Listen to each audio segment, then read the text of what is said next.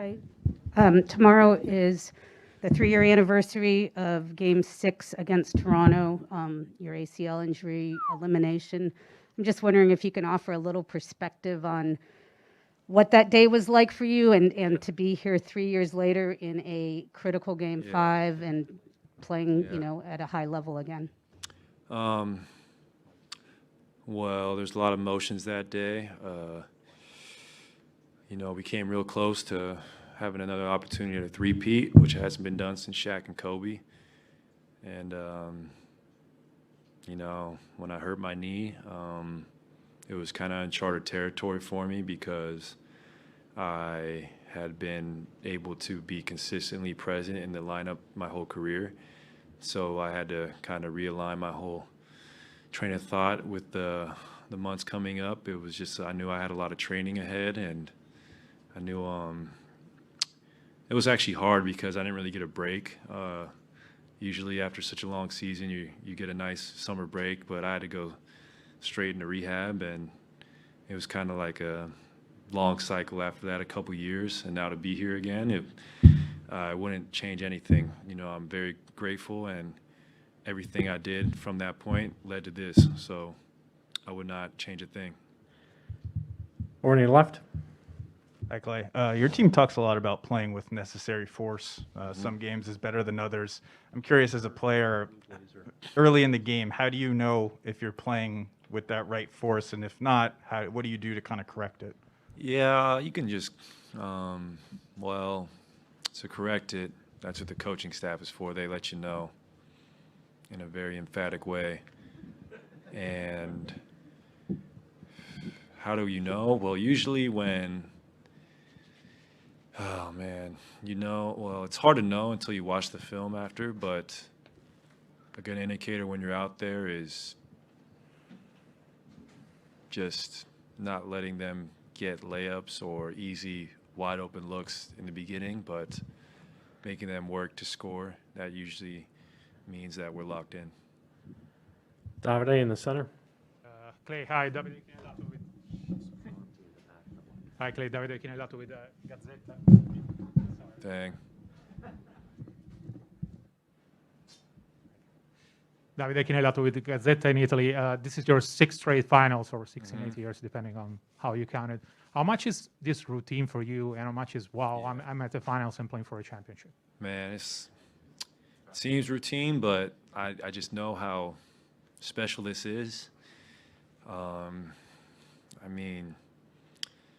trying to just be present in everything I do during this time, even this interview, and not look ahead, not even look ahead to tomorrow, but just enjoy this day before the big one tomorrow. And the NBA Finals is such a cool thing to be a part of. I remember being in Istanbul, Turkey in 2013, doing some stuff in the NBA and waking up real early just to watch it, 3, 4 in the morning. So to realize that these games are broadcast worldwide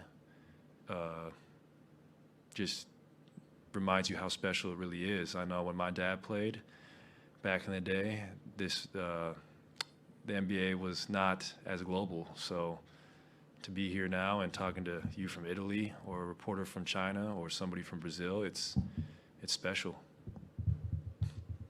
Monty in the back. Klay, everybody remembers, going back to Andy's question, how after you got your knee injured your knee, you were in the hallway. It looked like you were trying to figure out a way to will yourself back onto the court, and you wanted to keep playing. What was going through your mind, and how was it that you finally realized that, okay, this is not going to work, you can't get back out there?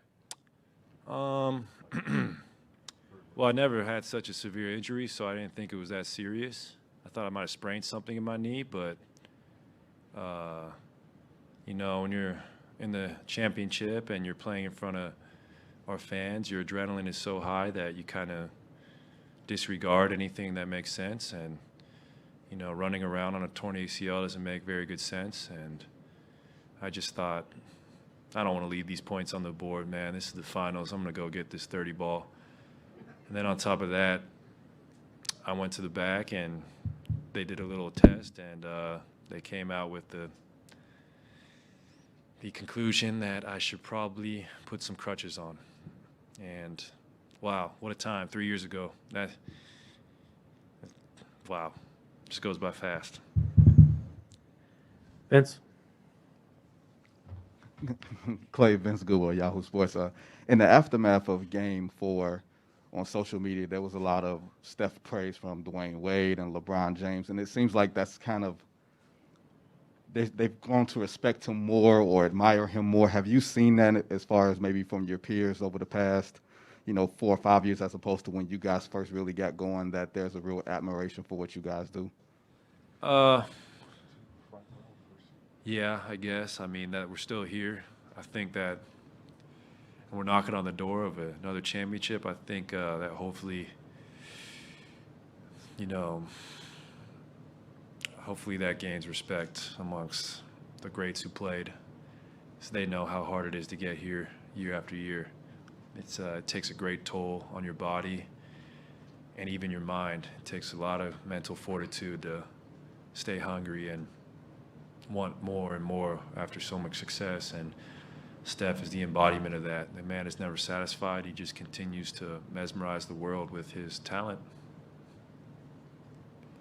Klay, along those lines, I was going to ask you, what did you learn watching Steph during your time rehabbing, and maybe other things you've learned from being back alongside him now that, after having that perspective, and just how amazing he is year after year? I learned that he's one of the greatest to ever play, and I learned that he can do anything with the basketball in his hands, especially when it pertains to shooting the ball. Right here. Klay, kind of a two-parter. First off, did you know or make the connection that tomorrow would be the 3-year anniversary before Ann asked that question? No, I did not.